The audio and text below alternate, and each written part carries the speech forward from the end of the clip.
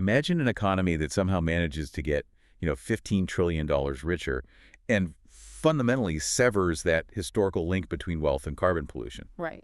But then it's quietly facing this structural collapse, essentially because of its own miraculous success in keeping its citizens alive. Yeah, it's the ultimate paradox. It really is. So welcome to the deep dive.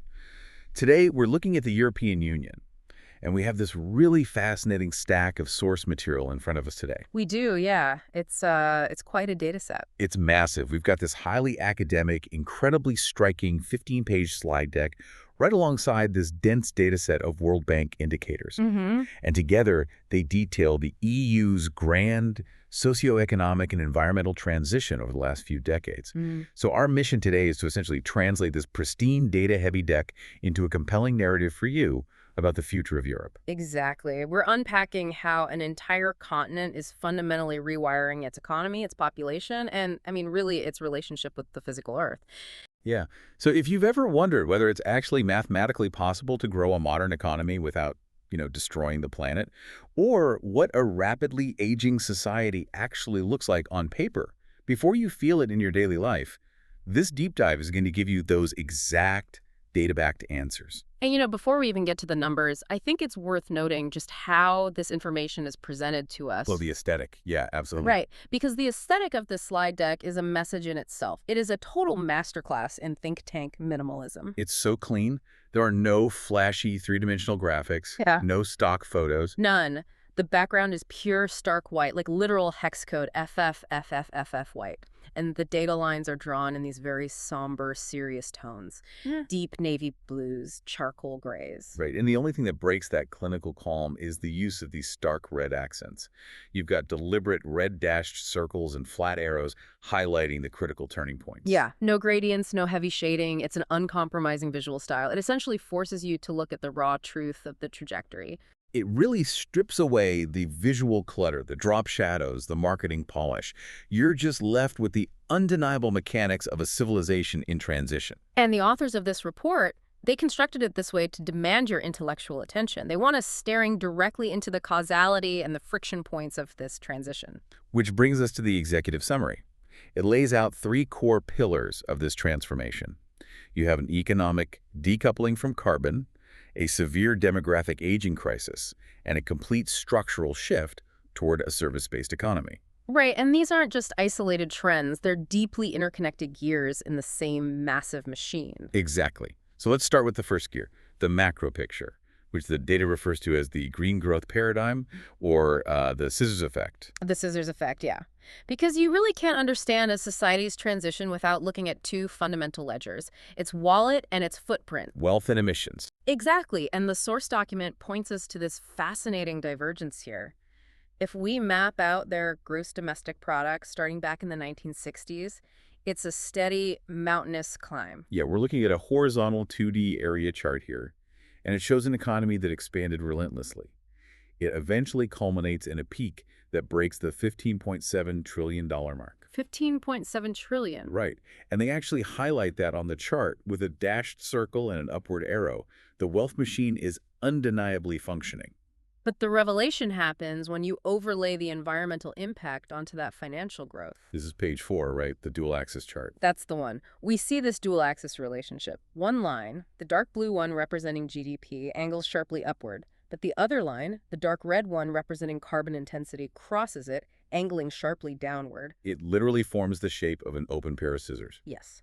And carbon intensity is the critical metric of the modern era. We aren't just talking about gross emissions in a vacuum here. Right. What exactly does carbon intensity measure? It measures the kilograms of carbon dioxide equivalent emitted for every single dollar of economic output generated. Okay, wow. It is the ultimate measure of systemic efficiency.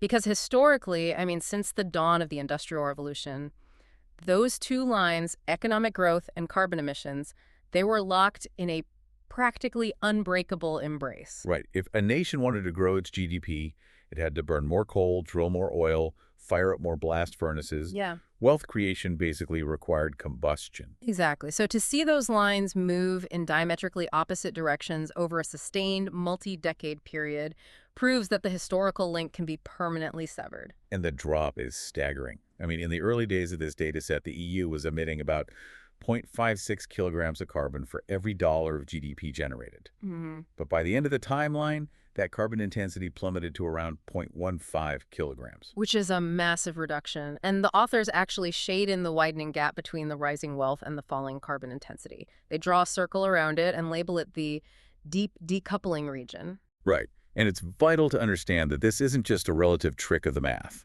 The data makes it clear that we are looking at absolute reductions. Yeah, they didn't just get more efficient while still polluting more in total. Exactly. Look at page 5. The total carbon dioxide emissions, specifically excluding land use changes, were squeezed from a historical high of roughly 4,240 million tons down to 2,462 million tons. They essentially cut their total absolute emissions nearly in half while building a $15.7 trillion economy. It's incredible. There's a downward step line on the chart showing that drop. And on a human scale, they have this red circle showing per capita emissions falling from over 10 tons per person down to around 5.4 tons. That is a monumental logistical achievement. But, we really have to look under the hood to understand the mechanics of how they actually did it. Right, because the reduction isn't evenly distributed. Not at all. When you look at the multi-line stacked area chart on page 6 showing the sector breakdown, there are clear heroes and clear villains in this decarbonization narrative. Who's the hero? The undisputed hero is the power sector. The emissions from electricity generation dropped off a cliff. From over 1,300 million tons down to around 599 million tons. Wow. And they emphasize that with a massive downward arrow on the chart. Yeah, they completely transformed the bedrock of how they generate electricity. Building energy emissions also fell significantly, from over 930 million tons down to around 555 million tons. Okay, but then we encounter the villain of the story. The transport sector. The transport sector, yes. The emissions from transportation hover stubbornly in the 700 to 900 million ton range. And the data actually highlights this specific band. They draw a dashed box around it and explicitly label it the bottleneck with a horizontal two-way arrow. Right. So while the power grid became incredibly clean, the way Europeans actually moved themselves and their goods around the continent remained heavily tethered to fossil fuels. Okay, I want to use an analogy to wrap my head around this economic behavior. It's like watching a marathon runner who is somehow consuming fewer calories the faster and further they run. That's a great way to put it. It just defies the old biological laws of industrialization. Hmm. The runner is getting richer in distance, but poorer in caloric footprint. Exactly. But looking at this transport bottleneck, I have to push back a little on the sheer optimism of the scissors effect. It looks triumphant on a blue and red chart, but isn't the stubbornness of the transport sector proof that there's a hard physical limit to how green an economy can get when it relies on individual consumer behavior? Well, what's fascinating here is that you're hitting on the fundamental tension between systemic transitions and individual transitions. Okay, break that down for me. So decarbonizing a power grid, taking that number from 1,300 down to 599 million tons, is a centralized top-down systemic change. Right. It requires a handful of major utility companies, government regulators, and heavy capital to decide to close coal plants and construct massive offshore wind farms in the North Sea, or sustain nuclear fleets in France, or, build solar arrays in Spain. The average citizen sitting in their living room doesn't have to participate in that transition at all. Exactly. They flip the light switch, the room illuminates, and their personal carbon footprint drops without them changing a single daily habit. The electricity simply gets cleaner upstream. It's an invisible upgrade for the consumer. But decarbonizing transport is an entirely different beast. It requires millions upon millions of individuals to fundamentally change their behavior and their capital allocation. Right, buying cars. Yeah, it requires a family to decide to purchase an electric vehicle instead of a combustion engine, which assumes they even have the upfront capital to do so. Or changing how they commute. Exactly, opting for rail networks instead of personal vehicles. And it requires logistics conglomerates to completely overhaul their trucking fleets. The psychological and financial inertia of daily human mobility is just immense. So the power sector data proves that industrial-scale, state-backed green transitions work remarkably well. And the transport sector data proves that you cannot simply regulate away the friction of human commuting. The bottleneck isn't just an engineering problem regarding battery density. It is a behavioral economics problem. Until electric vehicles reach total price parity, or until the charging infrastructure becomes so universally frictionless that combustion engine ownership is just a liability, that line is going to resist dropping. It really makes you look at that $15.7 trillion peak with a bit more nuance. I mean, it's an incredibly wealthy economy, but it's an economy that still hasn't figured out how to move its wealth from point A to point B without a tailpipe. Exactly. And this forces us to pivot to the second pillar of the report. Because while the economy is greening and growing, the human beings driving this massive machine are changing. And not just their habits, but their fundamental biological reality. Right, we've built this incredibly wealthy, greening $15.7 trillion machine. But a machine needs operators. And when we look at who is actually running the EU economy, the data reveals a pretty terrifying demographic reality. Yeah, the long-term viability of the European project is truly being tested by its own population structure. You cannot run an economy of that scale without workers. Here's where it gets really interesting, page 7 of the deck. The data reveals a radical and irreversible shift. We're looking at a chart that essentially forms a giant X, tracking dependency ratios. A seesaw society. Let's explain that. A dependency ratio is basically the math of societal burden, right? Right. It measures the pressure on the working age population by comparing the number of dependents, so children and the elderly, to the number of people in their prime working years who are generating the wealth and paying the taxes to support them. And on this X-shaped crossover chart, the old age dependency ratio, the percentage of the working age population needed to support the elderly, it spikes aggressively. It really does. It starts at a manageable 14.77%, but then the line just rockets upward, ending at a staggering 34.62%. Let's highlight that with a bright red upward arrow. Over a third of the workforce is essentially carrying an elderly dependent. Meanwhile, the youth dependency ratio children to working age adults drops from 40.2% down to around 23%. So the lines intersect, creating a structural inversion. Yes. And the authors place a heavy, solid mark right where the rising old age line intersects the falling youth line. They explicitly label it the historical reversal point of demographic structure. Wow. From that exact moment in time onward, the European Union has carried more structural burden from its grandparents than from its grandchildren. That's a wild shift. The historical context of this reversal is critical too. Europe enjoyed a massive demographic dividend in the decades following World War II. The baby boom. Exactly. The baby boom created this massive bulge in the working age population during the 70s, 80s, and 90s. You had a vast ocean of workers paying into the system, supporting relatively few retirees because, frankly, life expectancy was lower. Right. And they were supporting fewer children as birth rates naturally began to decline with industrialization and women entering the workforce. So that dividend fueled a massive expansion of the European welfare state. It did. But a demographic dividend is essentially a loan from the future. And that loan has come due. The falling birth rates have eroded the base of the population pyramid, while an astonishing triumph of modern medicine has skyrocketed the top. And the health data on page 8 illustrates that medical triumph perfectly. It's a minimalist bar chart. Female life expectancy at birth has reached an incredibly impressive 83.9 years. Yeah. I mean, they are living longer than almost anyone in human history. And the under 5 mortality rate has dropped significantly, too. They've essentially eradicated early childhood death. Which is an incredible achievement. But the side effect of an entire society surviving childhood and living to nearly 84 is illustrated right next to it in this donut chart, showing the mortality breakdown. A massive 90.6% of deaths in the EU are now caused by non-communicable disease. Right. We're talking about heart disease, cancer, diabetes, Alzheimer's. And the data heavily shades this 90.6% sector of the donut chart to show that chronic age-related conditions absolutely dominate the health landscape. Because infectious diseases, the communicable ones that used to cut lives short abruptly and relatively early, have been largely defeated by vaccines, antibiotics, and modern sanitation.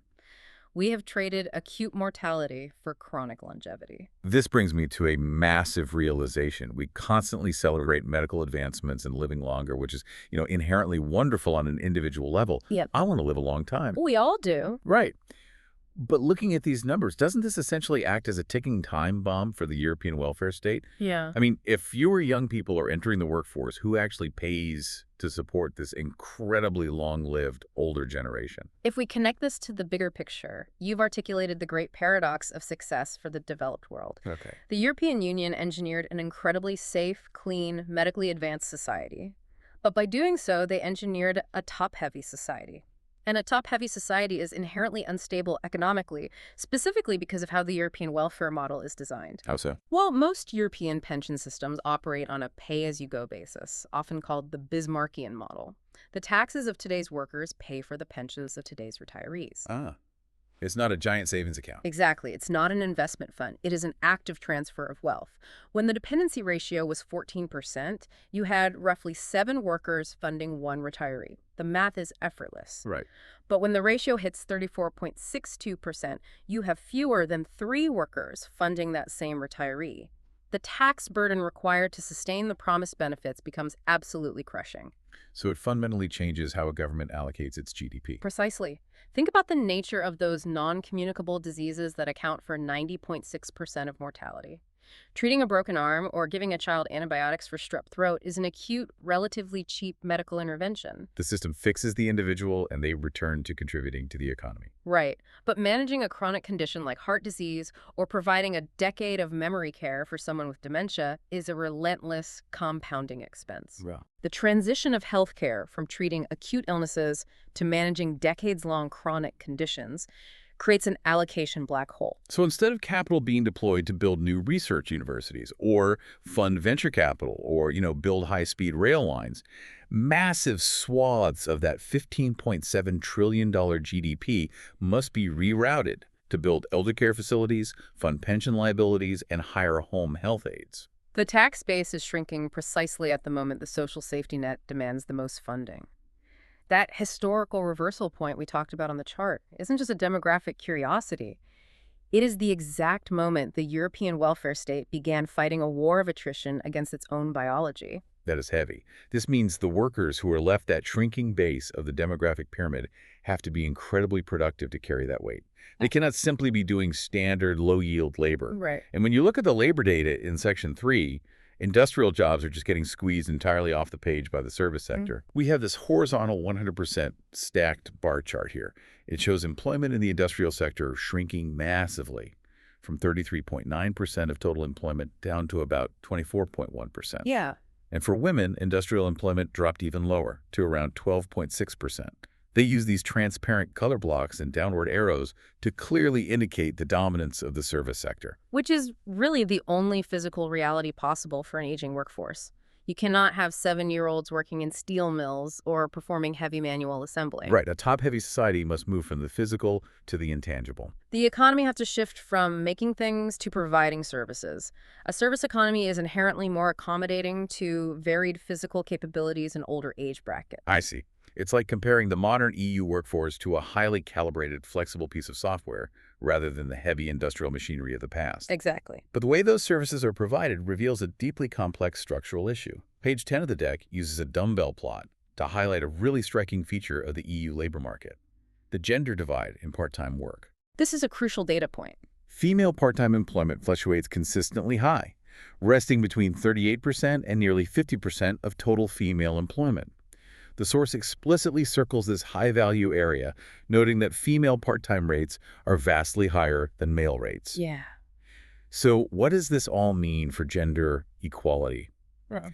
Looking at that dumbbell plot, is this high rate of part-time work for women a sign of a beautifully flexible economy where people can balance their lives? Or is it a structural trap where women are forced to carry the unpaid care burden of that massive aging population we just talked about? That is such a good question. It's really the ultimate contradiction in this entire data set because on paper, when we look at the educational inputs on page 12, the European Union has achieved the dream of universal egalitarianism. Right. There's that progress bar graphic. Exactly. The data shows a persistence to the last grade of primary school filled past 98% with the perfect gender parity index of 1.0. Every boy and girl is getting the exact same foundational educational start. The inputs are perfectly equal. But the output isn't. The labor market output is highly skewed. The shift to a service economy absolutely allowed more women to enter the workforce than the old, heavy industry model ever did. However, we cannot decouple this labor chart from the demographic reality. Right. The rigid, relentless demands of an aging society, the elder care, the hospital visits, the daily management of those non-communicable diseases requires massive amounts of human labor. Labor that isn't being covered by the state. Right. In the absence of a perfectly funded, universally available state care system, that labor defaults to the family unit. Yeah. And historically, culturally, and structurally, that unpaid care labor defaults to women. Wow. We often refer to this as the 1.5 earner model in European economics. Yeah. The man works full-time and the woman works part-time to manage the logistical care burden of the household. So they take the part-time jobs in the service sector because they are spending the other half of their day acting as unpaid nurses and caretakers. Exactly. The high part-time rate is essentially a pressure release valve for the demographic time bomb. The economy remains functional and seemingly flexible entirely on the backs of female part-time workers who are absorbing the biological shock of the aging population. It's a structural trap masquerading as flexibility. It really is. And it gets even more complicated when we look at the youth trying to enter this highly specialized, service-driven market. The data on page 11 tracks the NEET rate young people, not in education, employment, or training. Right. These are the youths who have completely fallen through the cracks. There's a smooth line chart tracking this. It highlights a historical peak with a red dashed circle where the NEET rate was over 13%. It does show a gentle downward arrow indicating recent improvement, down to around 9.8%, but that is still nearly 1 in 10 young people sitting entirely on the sidelines of the economy. Yeah. How does a society with a 98% primary education rate, a society desperate for young workers to fund its pension systems, leave 10% of its youth completely disconnected? Well, because a 98% foundational education rate gets you to the starting line, but it doesn't guarantee you can run the modern race. The transition from a manufacturing economy to a highly specialized knowledge economy radically raises the barrier to entry. Right. In 1970, a young person with a basic education could walk into a factory, receive on-the-job training, and secure a stable middle-class life. In the modern era, navigating a highly specialized, service-oriented tech and knowledge economy requires advanced degrees, complex soft skills, digital literacy, and continuous retraining. Credential inflation. Yes, combined with the profound rigidities of the European labor market. What do you mean by that? Well, Europe is famous for its strong labor protections, which is excellent for those who already have jobs. But it creates an insider-outsider dynamic. Older workers have bulletproof, permanent contracts. Because it's incredibly difficult and expensive to fire an underperforming permanent employee, companies become highly risk-averse when hiring. They are hesitant to take a chance on an unproven 22-year-old. So young people are just locked out? Consequently, young people are often trapped in a cycle of short-term, temporary contracts, unpaid internships, or they simply give up and fall into the NEET category. The system demands that this shrinking pool of young workers be brilliant, highly specialized, and carry an unprecedented tax burden, but the structural friction of entering that labor market leaves the most vulnerable youth behind. So the European Union is demanding its youth be elite tax generators, while leaning on women to handle the physical care burden in their spare time, all to support a massive cohort of octogenarians. It is a precarious balancing act. It really is, but it leads us to a profound question about how this society actually sustains itself in the physical world. The story so far shows an economy driven by services, powered by older, highly educated part-time and full-time workers. Right. It's a society of minds, not muscles. But people still need to eat. They still need lithium for their electric vehicle batteries. They still need steel for their wind turbines. You cannot live inside a service. The transition from the intangible to the tangible is where the model faces global scrutiny. Right. And the data in Section 4 details exactly how they manage this. We see a 2D waterfall chart tracking international trade, showing a rapid dashed upward arrow, indicating that telecommunications and computer services has skyrocketed. They now account for nearly 57% of commercial service imports and exports. The EU is explicitly exporting knowledge. They are packaging the output of that highly educated workforce and selling it to the global market. Yes. But when we look at the data tracking physical resources, the picture gets incredibly stark. Page 14 has these minimalist spark line graphs. Mineral resource depletion is essentially a flat line. Yeah. It consistently stays below a red threshold line of 0.06% of gross national income. The text box proudly points out that internal mineral depletion is microscopic. Simultaneously, cereal production basic food security remains incredibly stable, hovering predictably between 200 and 300 million tons over the decades, acting as a baseline floor beneath the service economy. They're maintaining food sovereignty while essentially abandoning domestic resource extraction. And this is where I have to raise an eyebrow and push back against the triumphant narrative of this entire deep dive. Okay, let's hear it. It looks phenomenal on a sparkline graph that Europe isn't depleting its own natural resources anymore. But aren't we just looking at a massive ledger trick? If the EU is exporting high-end computer services and importing all the physical goods required for the green transition, the smartphones, the solar panels, the rare earth metals for wind turbines, haven't they just outsourced their resource depletion and environmental destruction to other continents? Right. Are they just paying the developing world to ruin their own environments so Europe can keep its air clean and its hands soft? This raises an important question, and it is the primary critique of the post-industrial economic model, the accusation of environmental offshoring. Right. To a certain extent, the critique is entirely valid.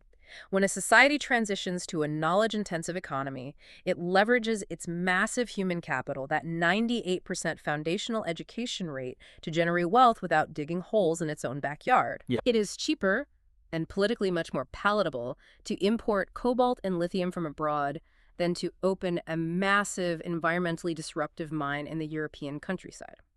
The microscopic depletion rate is partially a result of globalization, allowing the EU to outsource the dirty physical work of the 21st century to nations with cheaper labor and looser environmental regulations. So the flat line of resource depletion is an illusion. Well, it is not a complete illusion, and this is where we have to synthesize the entirety of the data we've explored today. Okay. While there is undeniable truth to the outsourcing of manufacturing and mining, we cannot ignore the deep decoupling data from the very beginning of our discussion. Scissors effect. Exactly. Yeah. The internal efficiency of the EU's remaining physical economy has genuinely transformed. They aren't just importing green goods, they have fundamentally changed how their internal systems operate. Right. The drop from 1,300 million to 599 million tons of power sector emissions wasn't achieved by outsourcing power generation. You have to generate electricity relatively close to where it is consumed. Oh, that's true. They physically built the massive wind farms. Yes, they physically insulated the buildings, dropping building emissions dramatically. Furthermore, a service economy intrinsically requires fewer physical inputs than a heavy industrial economy. Okay, I see what you mean. Writing a piece of software or providing financial consulting that generates millions in revenue requires a microscopic fraction of the raw materials compared to manufacturing $1 million worth of internal combustion engines or cargo ships. Precisely. They are trading atoms for bytes. They are extracting maximum financial value from minimum physical mass. They have turned human thought, patents, telecommunications networks, and high-tech consulting into their primary export commodities. So while the ledger trick exists regarding heavy mining and raw material extraction, the internal systemic efficiency is a genuine paradigm-shifting metamorphosis of how a modern state functions. They are using the massive profit from the knowledge economy to try and support an inverted demographic pyramid. Which brings us to the final synthesis of this deep dive.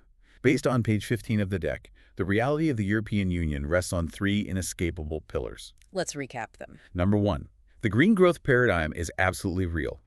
GDP and carbon emissions have thoroughly decoupled, proving wealth does not require pollution. But the transport sector remains the final boss of this transition, proving that the friction of human behavioral inertia is vastly harder to engineer than a power grid. Right. Number two, the demographic time bomb is already detonating. The historic reversal point has passed, and an old age dependency ratio of over 34% is putting unprecedented structural pressure on labor and the welfare system. Yes.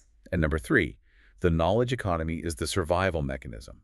By transitioning to a service-based economy reliant on high-tech exports, they are maintaining their immense wealth. But it relies heavily on a highly educated, albeit stretched, workforce. And we must recognize that this flexibility is currently being subsidized by female part-time labor acting as a caregiving shock absorber, while rigid labor markets leave vulnerable youth behind. It is a masterful, precarious balancing act. They're building an airplane in midair while the passengers are all aging rapidly. Yeah, that is the perfect way to phrase it. And for you listening, I want you to take a moment and connect these massive macroeconomic trends back to your own life. Mm-hmm. Think about your own local economy, your own town or city. Seeing the scissors affect where you live. Are the power plants getting cleaner while the traffic jams stay exactly the same? Right. Look at the demographics, too. Look at the people around you. Are you feeling the weight of that demographic seesaw shifting? Are the care burdens falling on the women in your community? Yeah. These aren't just lines on a graph in a think tank presentation. These are the structural, biological, and economic forces dictating the availability of your jobs, the viability of your retirement, the cost of your health care, and the air you breathe. They are the invisible architecture of our daily reality. Exactly. And I want to leave you with one final provocative thought to mull over. The European Union has essentially perfected this specific model. A highly educated, rapidly aging, low-emission, service-based society. As birth rates plummet globally, is this the inevitable future blueprint for every developed nation on Earth? It's the big question. Or will the sheer crushing financial cost of supporting a massive, long-lived elderly population eventually force Europe to open its doors to an unprecedented level of global immigration, just to keep the lights on? They might have to. Importing millions of young workers from outside their borders just to keep the pensions paid. The data tells us exactly how they survived the last 50 years, but the next 50 years are going to demand hard choices. Keep that in mind the next time you look at the economy around you. Thank you for joining us, and keep digging deep.